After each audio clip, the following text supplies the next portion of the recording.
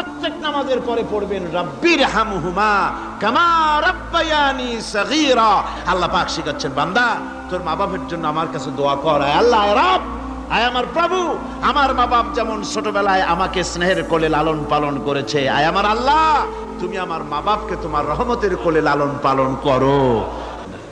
আল্লাহ রাব্বুল আলামিন বলে, বান্দারে ওয়াসাইনাল ইনসানা বিওয়ালিদাইহি ইহসানা হামালাতুহু উম্মুহু কুরহা ওয়া ওয়াদাতুহু কুরহা।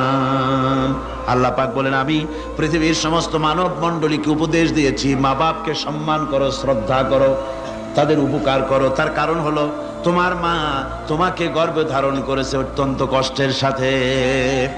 আল্লাহ বলতেছেন, মা তোমাকে গর্ভধারণ করেছে অত্যন্ত কষ্টের সাথে, এরপরে তোমাকে ডেলিভারি করেছেন অত্যন্ত কষ্টের সাথে।